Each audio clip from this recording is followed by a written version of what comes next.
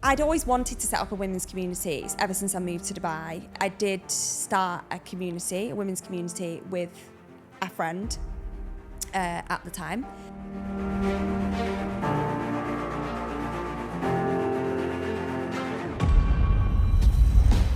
She asks if I have money to invest in the business. She said she had 10k, so I was like, right, okay. I put the offer on the plate, we'll set up officially, we'll both be proper founders. And she just said no. And for me, that was like a stab in the heart.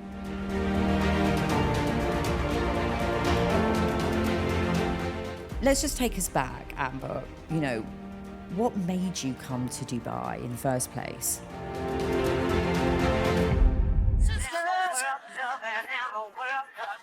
Welcome back to Real Women's Stories. I am sitting in Dubai and I am interviewing three amazing women. And it's not about the money, it's not about the tax, it's not about the sunshine.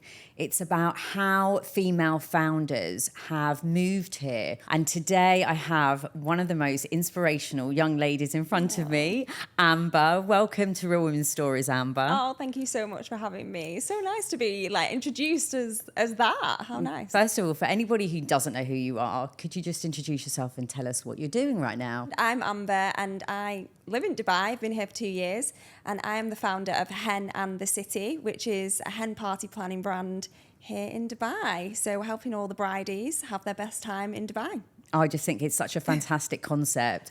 And one of the reasons why I wanted to chat to you initially was because I used to work in the wedding industry abroad. Yeah. So I pretty much understand the mindset that people are in when they want to get married. And just having hen parties in Dubai, I mean, what better place to do it? Everyone's coming here now and wants to experience the vibe, because it's not how it used to be many, many years ago. Things have moved on since the first time I came here, which was like 20 years ago. And there's quite a nice little party scene here. It's very cool. It's sophisticated. It is growing rapidly and at a very, very fast pace. Yeah. So let's just take us back, Amber. What made you come to Dubai in the first place? Well, I mean, where do I start? Wanted to leave the UK, first off. I think that's the sort of the main reason. But I've lived in loads of different places. I've lived in Australia. I've lived in Dubai before, because I was cabin crew for Emirates when I was 21. So I did live here quite a while back, and it was very different at that point. And I've lived in numerous places in the UK as well, sort of like London, and just travelled around a little bit. So I've always never really stuck in one place. And I just think for me, I'm very career driven and very ambitious. And when I met my husband, at the time, obviously, we weren't married, and we both said we'd love to live abroad and build a life abroad someday. And we just sort of ended up here, really. It just felt like the best place to come and try and grow as people and, have businesses and try and meet all our goals. And that's why we're here. Do you think that there is more opportunity here for you, or do you feel that you feel more driven because you're not in the UK? I feel like both. I think there's definitely both elements to that. I think obviously it is getting busier now. More and more people are coming here, so there is more of that competitiveness out there. Saying that, I am the only hen party planner here, so just putting that out there. I will be the leading in the market if anyone else comes along. So I think the main thing is, you do feel more driven. Like, you come here and you're surrounded by incredible, amazing people. Like, there's so many entrepreneurs here, and you're waking up to nice weather every day, and people are healthy, and they want to better themselves, and they are ambitious people, and there's people that just come here just to be entrepreneurs. And I feel like in the UK, there's a lot more negativity, and I don't think the government helps. They don't encourage entrepreneurship, and there's so many things that I think is the best. Why is coming to Dubai is the best, basically, to be able to be an entrepreneur and just grow yourself as a person. The list is endless. I could go on, really. But how do you feel as a female founder being over here? I mean, predominantly you're doing hen parties, and obviously, you are the only hen party planner that's here. Yeah. But coming over here and starting a business, I know that wasn't the first business that you had, which we can go into. But as a female, were you worried or concerned about being over here? It's like setting up a business over here. Yeah, setting up a business as a female founder, because I think it's hard enough in the UK. You're saying there's a lot of negativity. Yeah, sure. Did you look at other people and see the opportunity? Because you'd obviously had a little dip in, you know, you dip your toes in the water by coming here as cabin crew with Emirates. Yeah. Was it that you kind of saw other female founders, or was it just that you just wanted to leave the UK and you saw more opportunity here and you just felt comfortable being a female, being around, you know, in a complete different country? Yeah, I think for me it just comes purely down to me as a person and the personality type that I am, and being quite confident generally anyway, and quite ambitious. And I just felt like Dubai was the best place to do it. Not necessarily, I didn't think, oh, there's loads of other female founders here, and it wasn't that kind of thing that drove me to the decision, because I feel like I could probably be, well, I'd like to say I can be successful anywhere.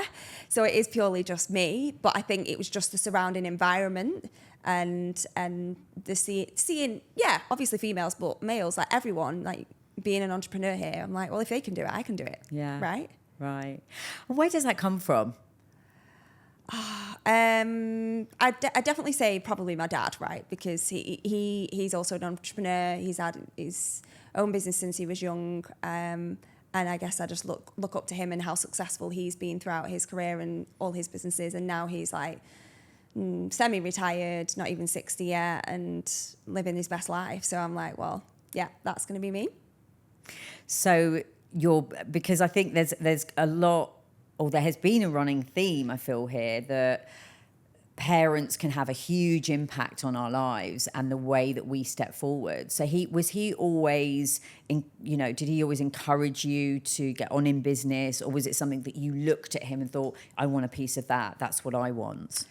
A mix of both. I think I would say my dad wasn't around that much when we were younger, because he was building the business and being a busy like entrepreneur and career man, and my mum sort of brought us up more on the like personality side and what we are like as people and our values and things. But I definitely always like looked up to my dad and think, he's got this nice car or something like that, and I thought, oh well, he's obviously doing really well.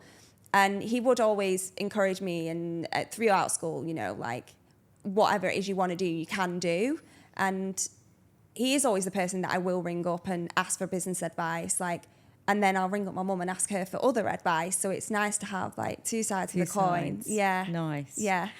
So when you first came here, you weren't running Hen and the City. No. Tell us what you were doing. So I moved here. When I moved here, I got offered a job actually. So we knew like we didn't really want to move without having something sort of on the horizon in terms of like money and a bit of financial stability coming in. So it was sort of left to me really, because my husband does his own business anyway, so he was just going to carry on that here. And I got offered a job at a conference and events company. I've been doing events for 14 years, and they were paying my visa and accommodation and everything, and it was just kind of like, right, this is our opportunity to take the jump, like we'll just take it and do it. So I did that for about 4 months, and I quickly realised that actually it probably wasn't the right job for me, and decided to go out freelancing. I thought, well, I was freelancing for 4 years in the UK before I moved here. I can do it out here.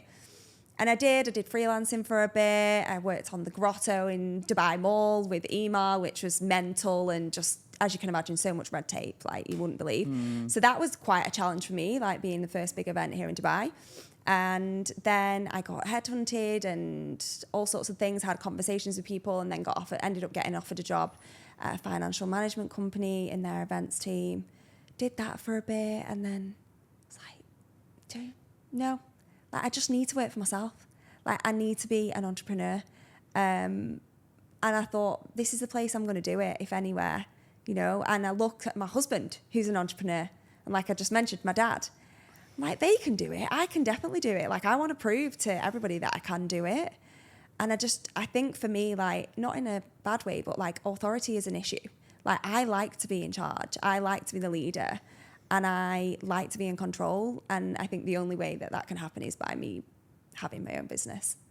So I just thought, right, I'm going to do it. So talk to me about the business and what you did. I started the business July, what are we now, 2025. I just realised that I didn't want to do corporate events anymore. And I wanted to do something really fun. Mm-hmm. And I've been a bride, I've got married, I've organised my own hen, I've organised other people's hens. And I just found a gap in the market. There's no one else here doing it. Someone told me that it was like tried before and it wasn't successful. And then that made me want to do it even more, because I was like, well, nope, that means I can do it. I can be the successful one. And I thought, right, I'm going to just throw myself in and do it. Like, I want to be there for brides and give them that best experience. There's nothing else like that here. And if I can be the one that builds the brand and eventually hopefully go, New York, Paris, Mykonos, Marbella, wherever, and be that luxury destination hen planner, and build the brand that way. So that's the big future goals. What do you feel that are your challenges with running a business here in Dubai?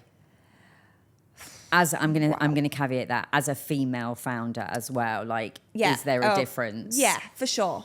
I think obviously when you move to a new place, right, your network isn't as big. I had a really big network back in the UK.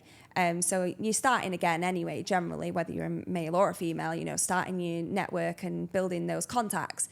Take us back, and if you would share. I know that you did something before Hen in the City. Yeah. Are you able to talk about that at all? So I'd always wanted to set up a women's community ever since I moved to Dubai. I do feel like it is quite hard to meet people here, like female to female friendships. I've got really good friendships back in the UK that will always stay solid. But here it can be quite fleeting. People are going and coming all the time. And you kind of crave that familiarity and having, nice friendships. And luckily, I have got really solid friends here now that I've made. But I did start a women's community with a friend at the time. And we didn't go into it with sort of any officialities, any contracts or anything. But it was my idea, and I had help from my husband. We set up the website, the whole concept, everything. We pulled it all together, the name, and I was like, right, I'm going to do this. And then I actually said to my friend, I was like, would you want to run this with me? Be a co-founder, come on board, help me grow it. How amazing would this be, for us to do it together and have just have fun while we're doing it, really. And I knew I wanted to do Hen in the City as well. So it was kind of side by side. And I thought, actually, it'd be great to have someone to help so I don't have to do everything. And she came on board and we were growing it, and it was doing really well. We launched in the September last year, doing really well, September, October, November.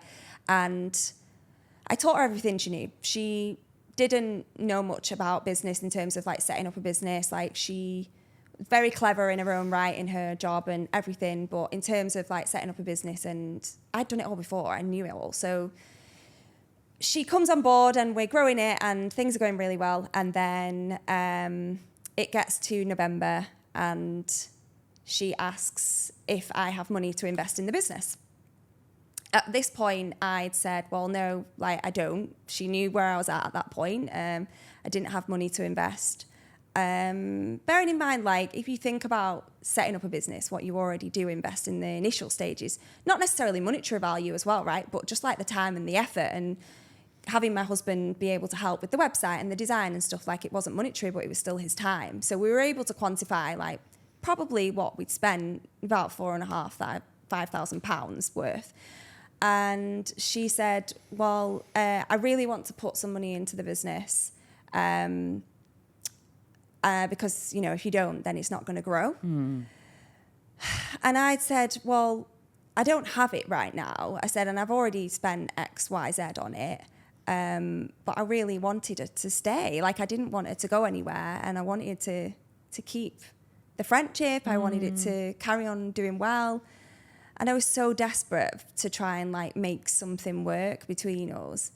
And she said she had £10,000 to invest by the end of the year. And I said, well, I can't match that. And she said, well, I'll buy your half out.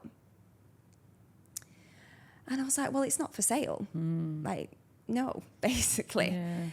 I went away and I did what I thought at the time was the right thing. And I asked my dad to borrow some money because I knew that he would if I asked him, and I would always plan on paying it back.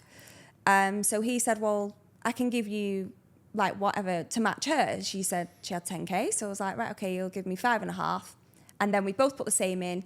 I put the offer on the plate, we'll set up officially, we'll both be proper founders, we'll get everything, and then whatever's left, we have left for marketing, and we can really go full throttle at this business. And she just said no.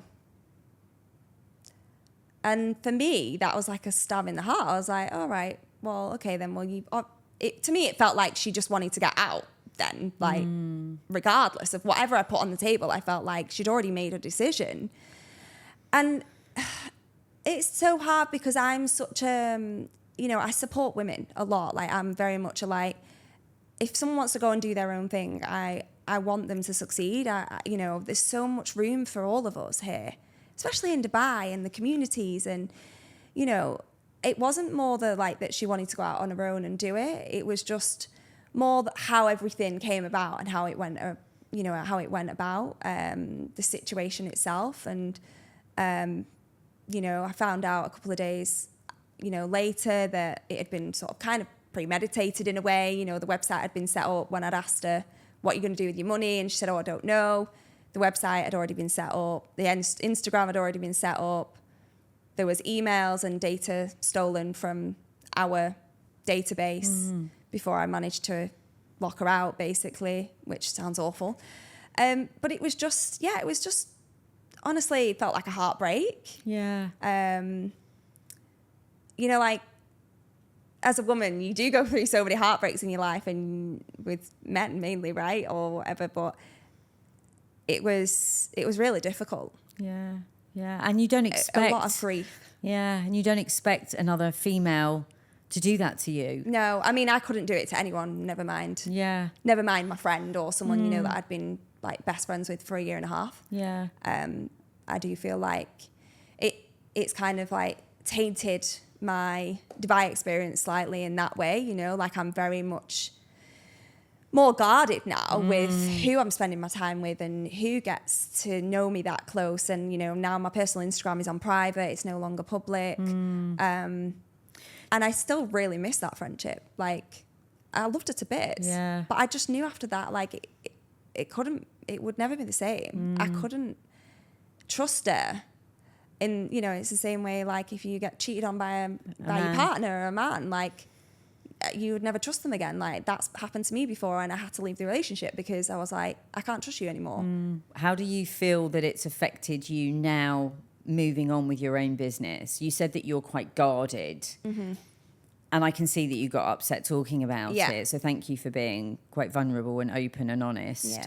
Because grief comes in so many different shapes and forms. How has that shaped how you're running your business now and here in Dubai? I think I'd be very careful as to who would join me at any point, right? I do expect to get some help. And I would never now go into business with anyone without any official agreements or contracts, or friends. I can quite put my hand on my heart now and just say I do not want to risk any more friendships, because that was hard hitting for me. Do you feel that it's a learning curve that you can take from it? I know we've talked about this and I can see you getting upset. Yeah. However, these are one of the many challenges that we're faced with in life and in business. Yeah. And sometimes when friends are involved as well and it's a real heartbreak, I always look back and go, actually, what have we learnt from that? Yeah. And it sounds like you've done a lot of work on yourself. Yeah. You've done a lot of reflecting. You know the boundaries that you've got now. My boundaries are... Yeah. Yeah. So what boundaries have you got now for yourself? Definitely just saying no more to things that I don't want to do, and just I'm quite happy with the friends that I've made now. I don't want to make any more. Like, also, like, I don't have enough time to have any more friends, right? Like, I'd rather just stick with my friends that I've got here. And yeah, just being more selfish with myself and my time. I do, you know, agree exactly with what you're saying. Is like, I learned so much from that experience, and, you know, I'm 34. I think I've learned so much in my life already, but I know there's still so much for me to learn. And not that age is a thing necessarily a lot of the time, but I do think when it comes to life experience, it is, right? And there was, you know, an age gap with me and her quite significantly, like 7-8 years gap in terms of age. Was she older? Younger. She was younger. Younger. Okay. Yeah. Okay. So I do think there's probably a lot of life experience from that as well that maybe she learned, and maybe, you know, I don't know whether she has any regrets or whether she misses me, or I don't know, because I haven't spoke to her since, you know.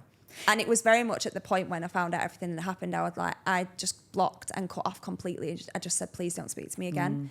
And as difficult as that was, like, I didn't want to do it, but I knew that, like I was saying before, boundaries, I have to do that now to protect my own, you know, self-worth and my cortisol levels. Yeah, and I, you know, you said the word selfish. It's not selfish. It's being about self-aware and actually protecting yourself and having boundaries. And I think a lot of the times we people please or we let people overstep the mark is because we don't look after ourselves first. And it's so important. Yeah. If you could fast forward to my age, 52, because I think we've all been burnt in our existence. And as a 52-year-old woman, if I was thinking about setting up a business and I'd gone through that experience, I'm just wondering if someone's listening to this, and I always try to be the voice of the listener. Well, I've been through that, but I really want to do something for myself, or I want to make a change. How can I take that forward in a positive way rather than it shunting my growth? Yeah. Because I think it can shunt your growth. It can make you step back. You know, you are a very confident young woman.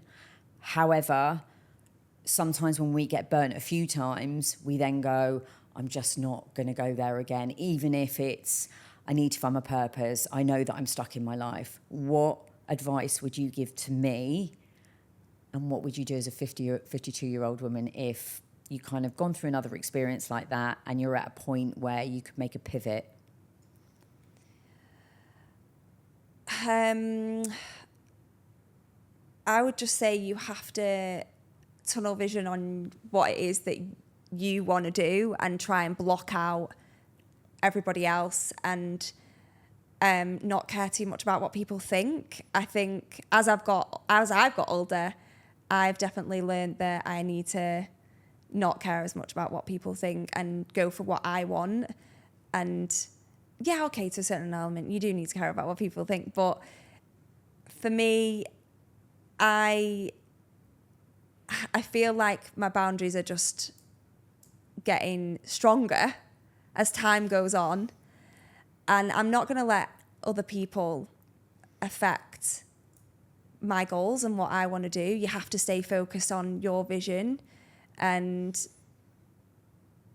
I think everything that's happened during my life has always taken me to the next thing.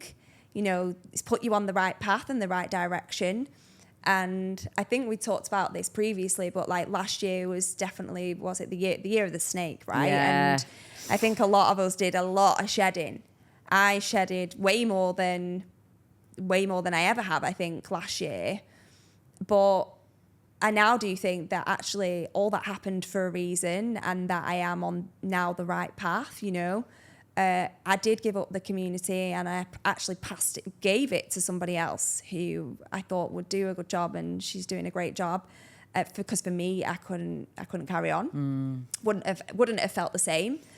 But now, like, my pure focus is Hen and the City, and maybe if that hadn't have happened, you know,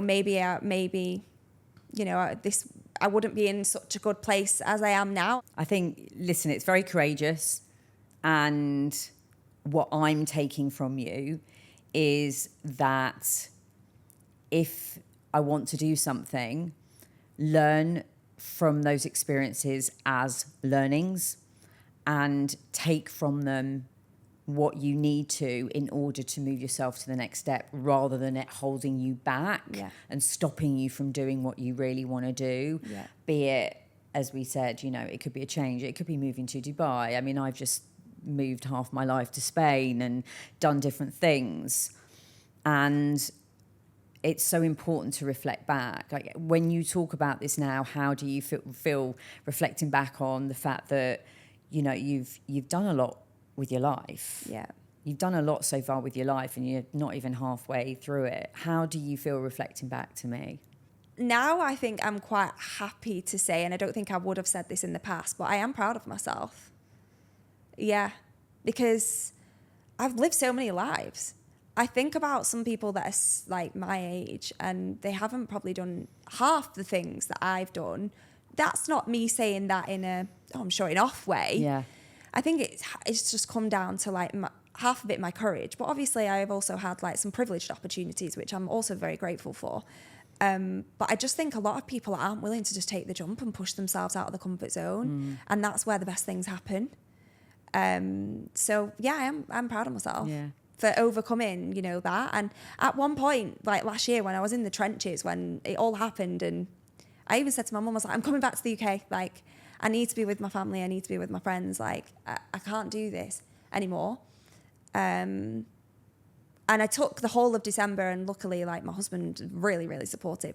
I actually just took the whole of December and just wound down completely. Like, all I did was looking after my health, nutrition, my wellness, like, really did a bit of breath work and yoga and Pilates, and brought my cortisol levels down and reflected and thought about everything. And by the end of December, I felt like a new person. And then I was like ready for January, into the new year.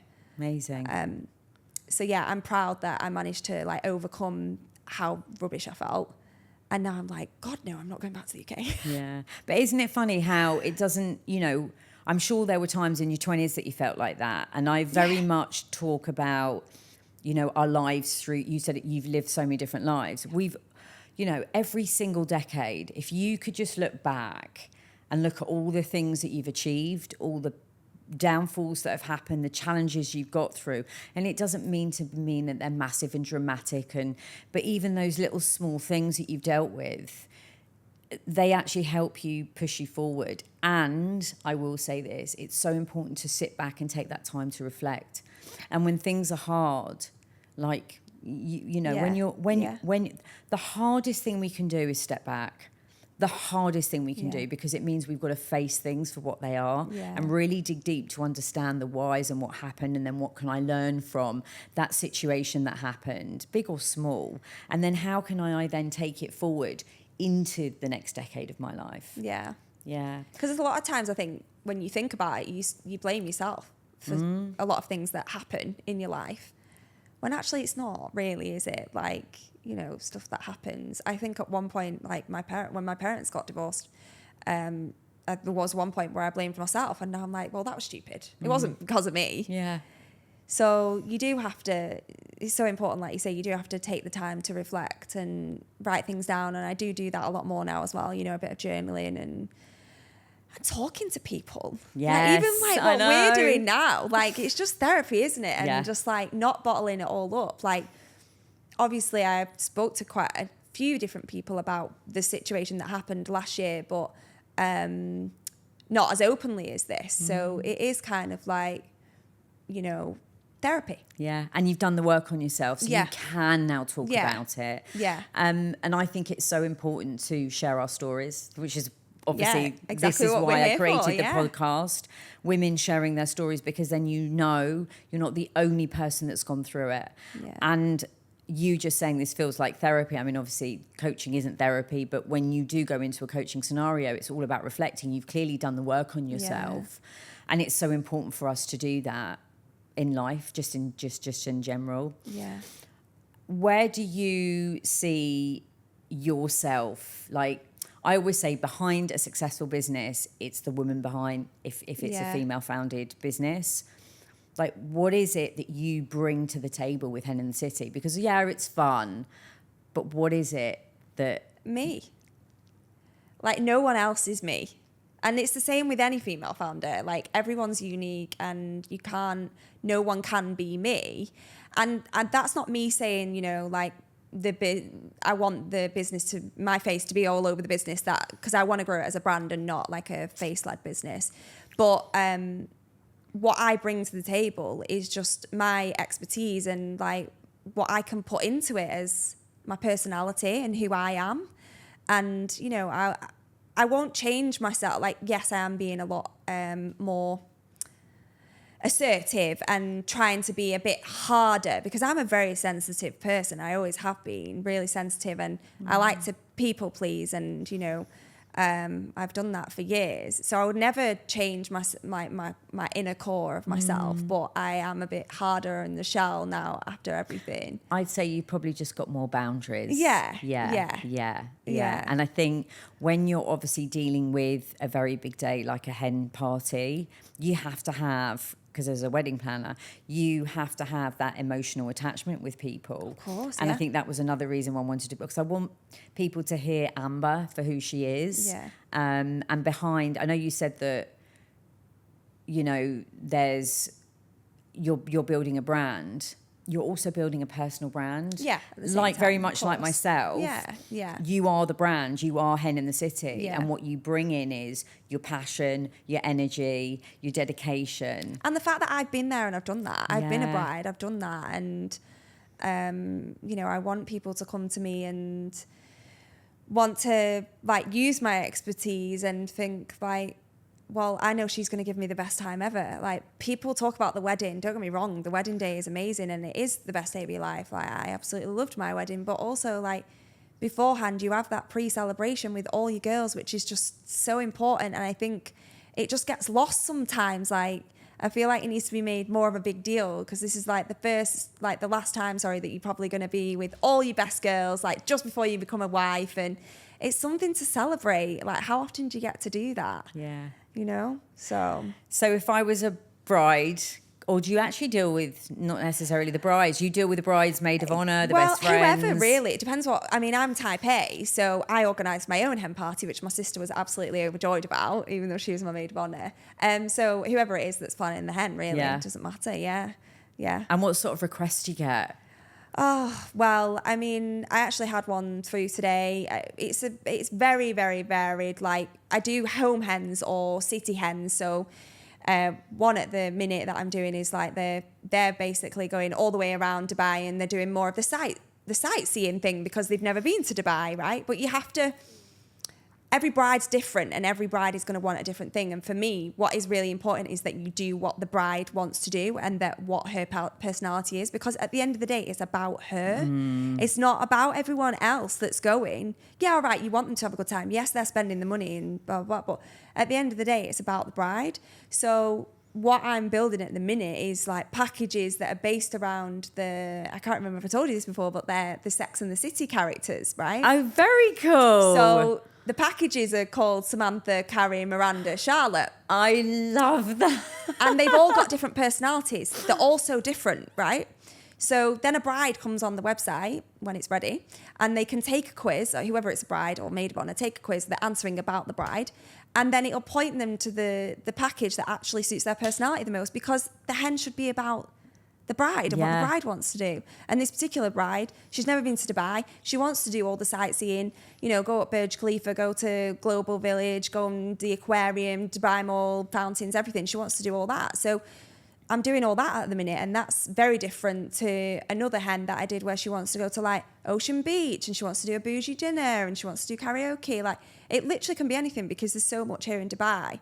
I just want to ask you a question about, obviously, hens coming to Dubai, being the cultural, quite religious place that it is. Yeah.